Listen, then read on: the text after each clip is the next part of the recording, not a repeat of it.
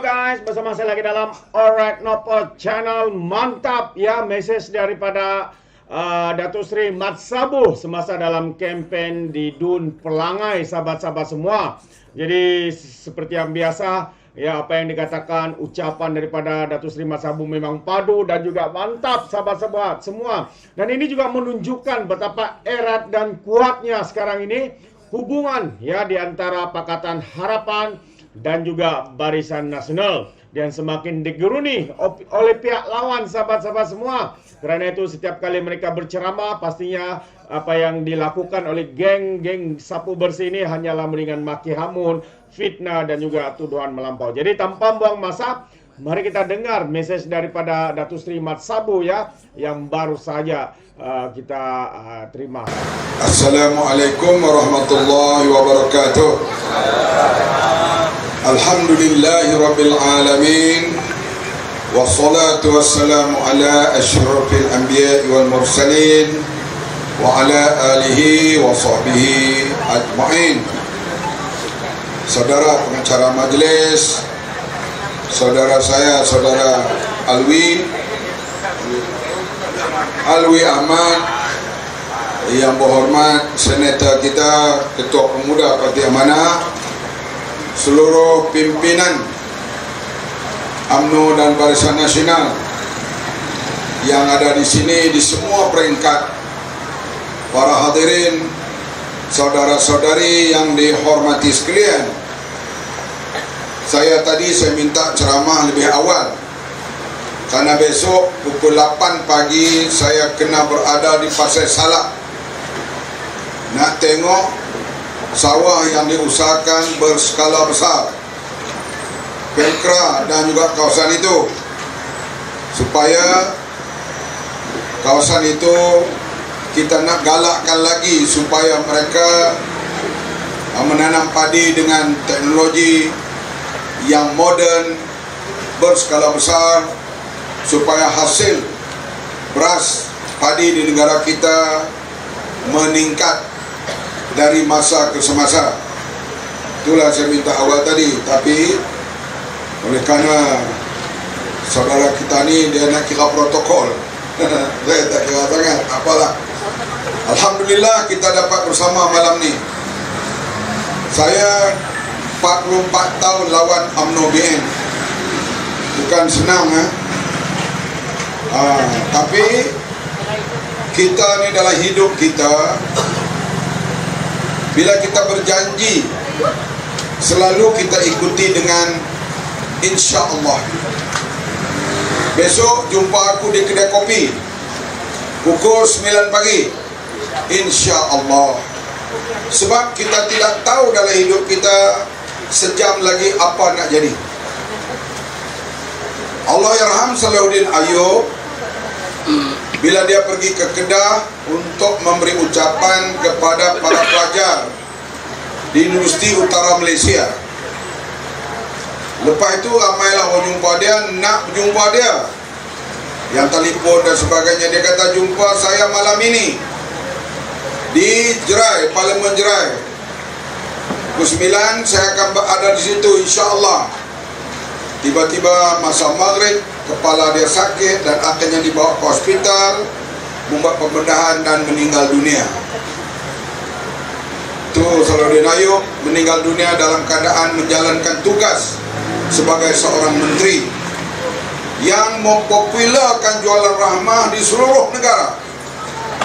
Sampai ayam rahmah, telur rahmah, beras rahmah, simen rahmah, sehingga kerajaan dalam ucapan Perdana Menteri, rahmah ini sekarang dijenamakan sebagai satu program kerajaan madani.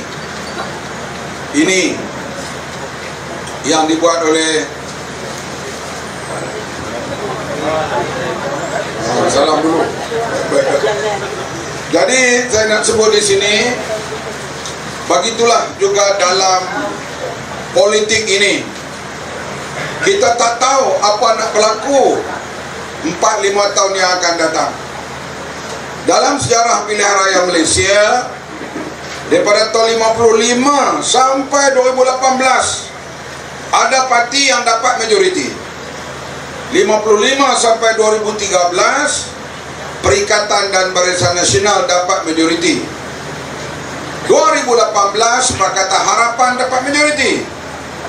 2022 Tuhan nak uji kita, siapa pun tak dapat.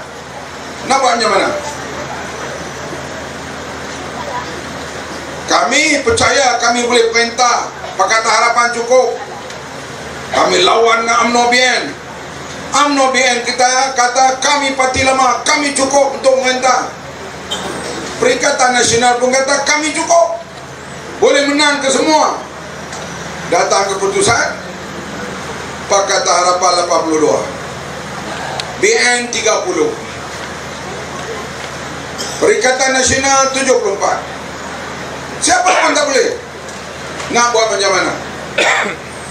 Kalaulah Malaysia ni negeri masyarakat majmuk, berlainan agama, berlainan latar belakang, bayangkan kalau kita tak ada Perdana Menteri sebulan. Sebulan dia lalui. Kita tengok Lebanon bila tak dapat lantik presiden, 12 kali bawa ke dalam parlimen, tak dapat lantik presiden. Apa jadi negara mereka? Demonstrasi, pelancong pun tak mau datang dan sebagainya. Akhirnya mereka yang simpan duit di bank pergi cucuk duit, keluar angin, duit tak ada. Mereka demonstrasi, bakar bank dan sebagainya, huru hara Lebanon. Tapi Lebanon ini nasib baik karena rakyatnya lebih daripada separuh bekerja di luar negara. Mereka dapatlah hantar duit kepada ibu bapa mereka untuk hidup. Kalau kita di sini kalau jadi begitu nak buat macam mana? Kalau sebulan dia tak ada Perdana Menteri, sedikit dia kita bakar isu perkauman, dia akan berlaku perkara yang tak elok. Di sinilah kebijaksanaan orang tua-tua kita. Siapa orang tua-tua kita? Raja-raja Melayu. Tak pernah raja-raja Melayu bersidang khas lepas pilihan raya, tak pernah. Sebab ada majoriti. Kali ini raja-raja Melayu bersidang dan akhirnya Yang Pertuan Agong menitahkan buat kerajaan perpaduan.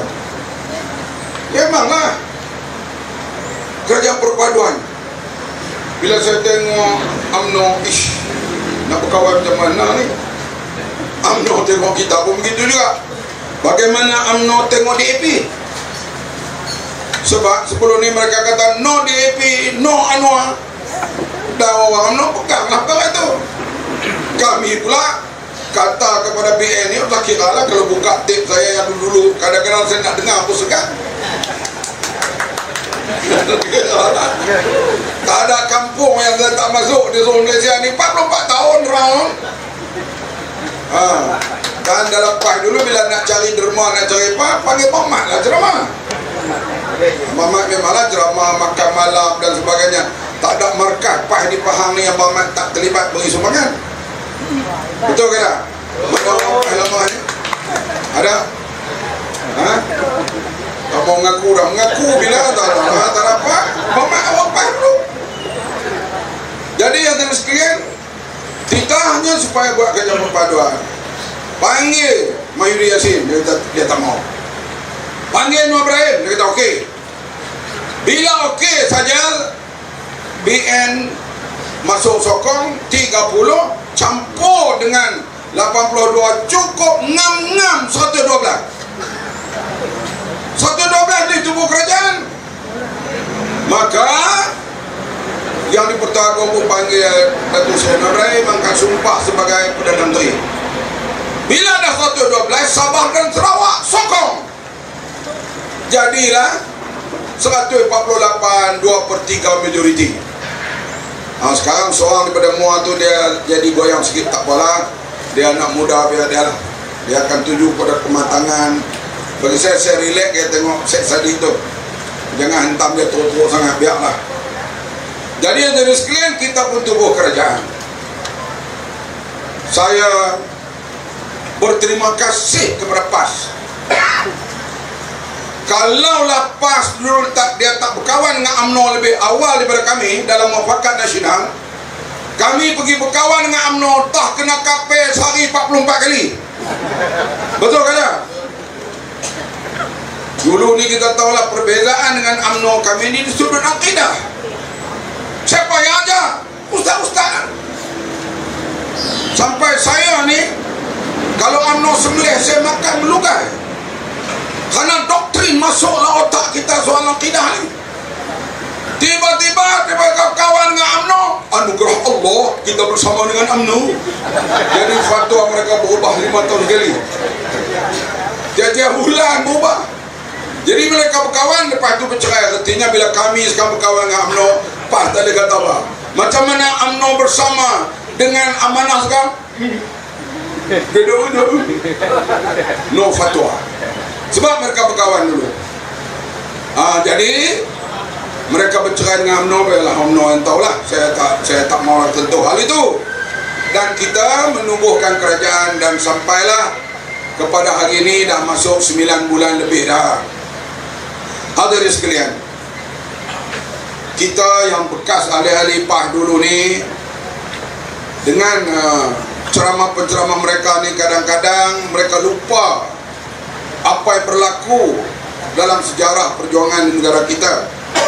Macam seorang tu yang main daripada Kedah tu, dia terperangkap bila Howard Lee, ahli parlimen DAP, Howard Lee, dia baca ayat Quran terjemah. Dia baca tu, mari orang Kedah tu dah hantam, inilah dah Anwar Ibrahim Perdana Menteri yang liberal mengizinkan orang kafir mempersendakan Quran. Baca Quran. Tak, saya nak sebut ayat dia, apa saya tak nama. Dia kata apa tu? Bukan tak sunat, tak tu.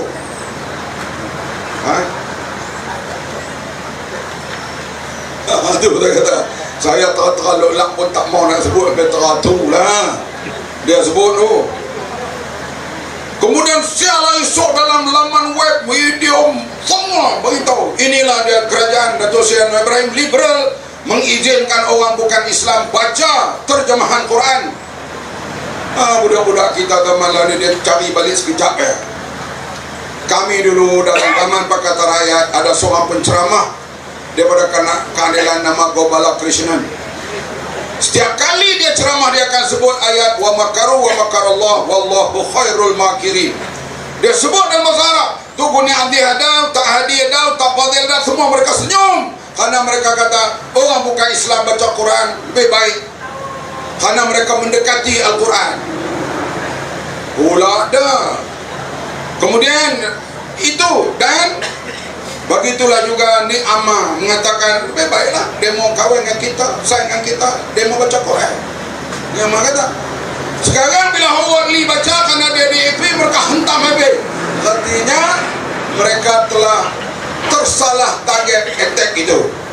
Sebenarnya Al-Quran ini untuk manusia. Ingat tak penyanyi terkenal Cat Stevens?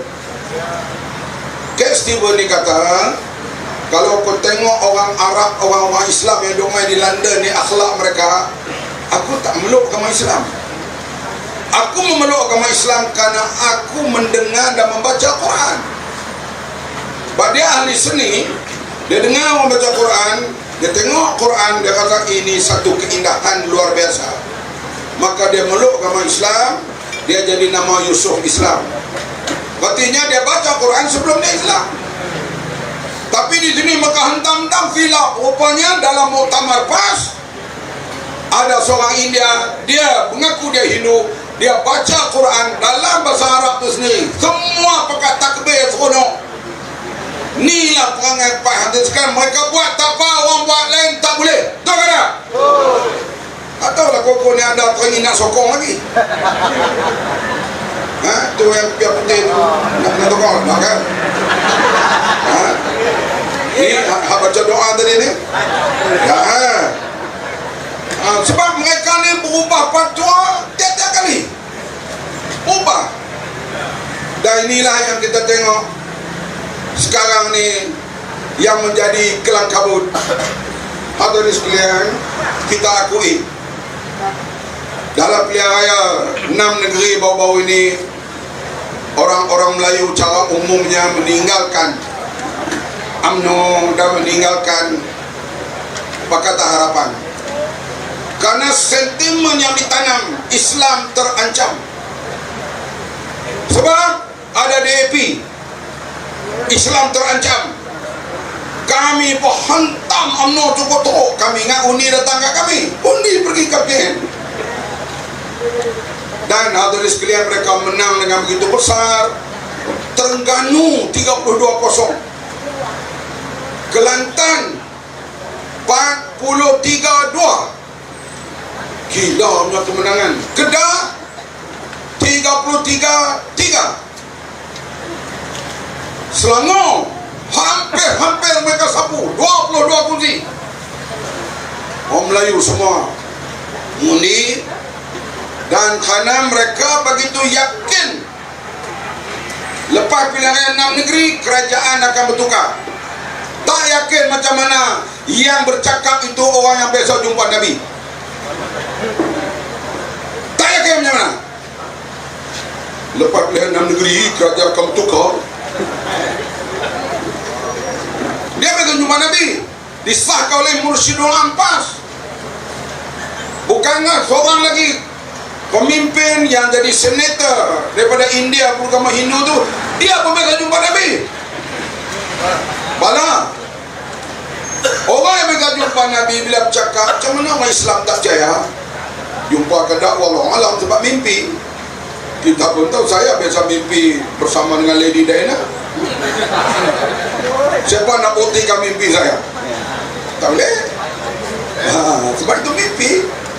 Ada dalam TikTok orang ni, dia mimpi dengan satu perempuan yang lain lah. Bini dia dengan siapa? Aku abang mimpi pun tak boleh. Dia marah macam tu.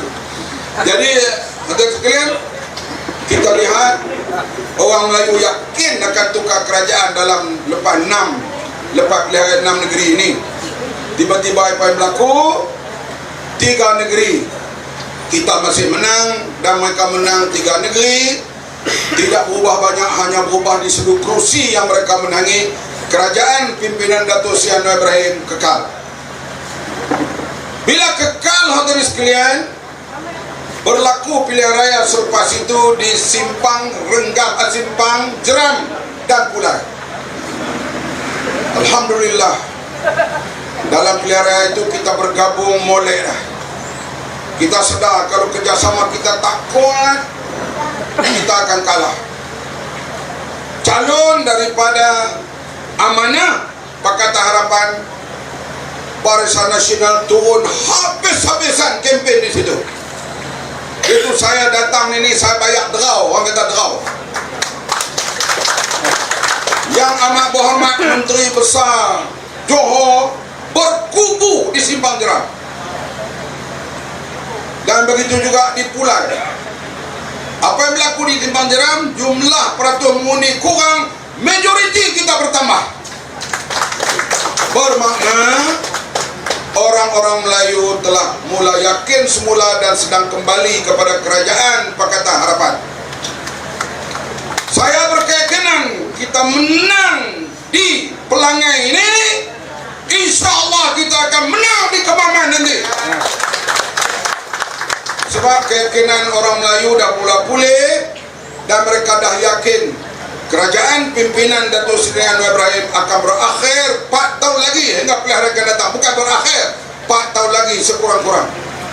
Pilihan akan datang, rakyat semula memilih. Sebab itu kita lihat Datuk Mak Hassan, Menteri Pertahanan, dia bertanding di rantau. Semua putih yang undi dia menang kecuali undi tentera. Dia kalah. Menteri Pertahanan kalah dengan undi tentera. Pelik ke tak? Kami di Batuas, kem tentera di situ, tentera udara, baris kita daripada yang bertanding situ, daripada Pakatan Harapan hanya dapat 14 undi pada 2000. Sebab secara umumnya mereka yang berada dalam kerajaan ini mengundi Perikatan Nasional. Tapi bila mereka tengok kerajaan tak bertukar selepas pilihan raya 6 negeri, di Pulai dan Simpang Jeram, pegawai kerajaan ataupun pegawai awam mengundi kita sudah 50%. Nampak rada berubah. Jadi menjelang 4 tahun lagi, bila kerajaan federal tak tumbang, kerajaan negeri makin kuat, saya yakin penjawat awam akan bersama dengan kita menyokong dan mendukung kerajaan Madani Pakatan Harapan dan juga kerajaan perpaduan ini. Sebab itu kita jangan panik bila kita lihat satu-satu keputusan. Yang penting kita kena berusaha. Hadirin sekalian, memang bila kita jadi pemerintah di suasana dunia yang hadapi masalah, dulu hadirin sekalian Kementerian Pertanian ni kementerian yang agak tercorok lah. Sekarang dia jadi kanan di seluruh dunia karena soal keterjaminan makanan.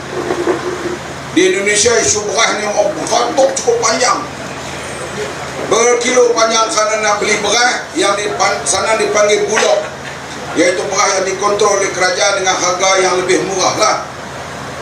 Sebab negara-negara pengekspor dia kurangkan ekspor dia. India beras putih dia kata no, beras basmati boleh. Basmati ni mahal, orang Belda nak makan macam mana? 2 biji sinci beras dia tu. Kalau kita rebus jadi nasi 2 biji 1 inci dia punya panjang. Beras itu sekilo kurang-kurang 40 lah, 40 ke atas. Yang mutu yang baik sampai 60 pun ada. Sekampit ayah sekilo. Dia beras itu memanglah, memang beras import ni tak mahal. Maka orang-orang macam Petaling Jaya, macam Syahala, macam orang bandar ini yang pendapatan tinggi tak makan beras tempatan ni. RM26 sekampit 10 kilo. Tapi bila beras import naik, dia cari beras murah. Beras murah ni beras tempatan. Kita kalau tempat saya duduk Kota Damansara, ni baru pindah rumah kerajaan minggu depan. Di Kota Damansara tu nasi lemak dia basmati. Sebab sepinggan RM18, RM15, apa orang situ nak heran. Sekarang dia duk fikir kalau basmati pun dia tak boleh jual, dia kena cari beras yang lebih murah. Beras yang lebih murah, beras tempatan. Maka beras tempatan itu pun ni jadi rebutan. Bila jadi rebutan, sebenarnya beras kita tak kurang, cuma beras import tu naik. Maka orang carilah beras tempatan. Dalam blok ni pula duk main pula dah, beras takkan ada bulan depan dan sebagainya. Maka berlakulah orang panggil panik buying, beli panik. Dia anak 2, sebulan dia pakai 10 kilo sekampit. Dia dengar bulan depan tak ada beras, dia beli 3. Bila dia beli 3 kampit, dia ambil hak orang lain 2 kampit. Hak orang lain lah, kiranya patut hak orang lain. Yang pula anak 2, 3, 4 pula dia hantam 6 kampit, dia tolak troli di supermarket. Maka beras lokal ni jadi kurang. Macam mana nak buat?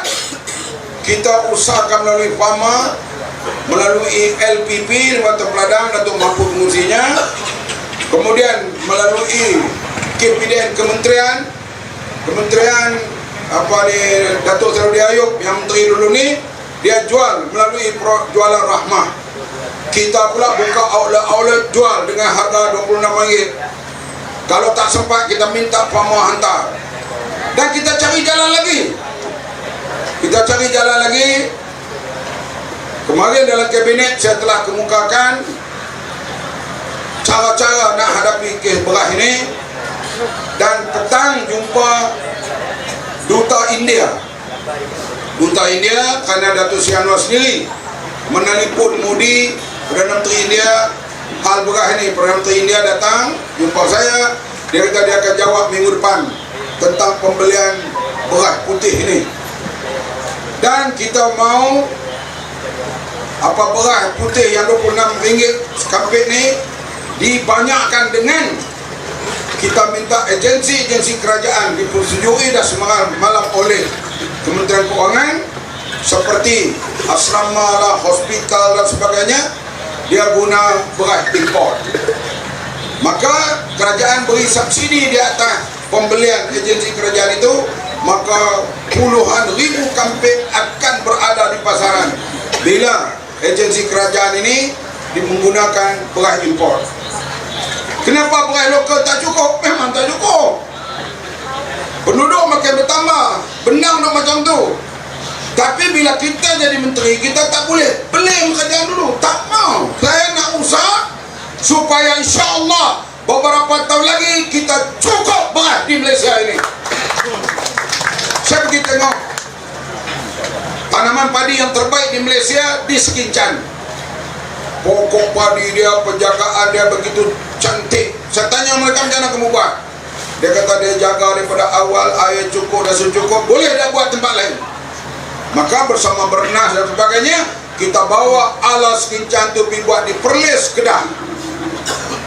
Tu yang pertama dapat, selalu memang dapat 6 tan, 5 tan, kali ini 11,4 tan pertama. Dan di Tuai di Terengganu, mungkin 28 hari bulan 10 ni saya akan ke Terengganu nak tengok pula padi ala Sekincan ni nak dapat berapa tan di sana. Di mana tu Terengganu tu? Ketara. Dan sekarang ni ada sekalian di Pahang, kita akan troka kawasan-kawasan baru.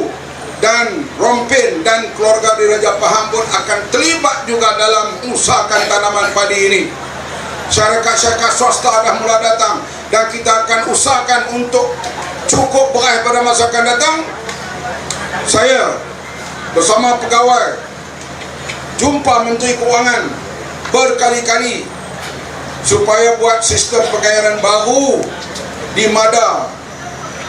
Menteri Keuangan tanya, berapa ni belanja ni? 3 bilion. Dia kata nak cari duit mana? 3 bilion ni. Saya kata tak setuju. Saya jumpa Perdana Menteri.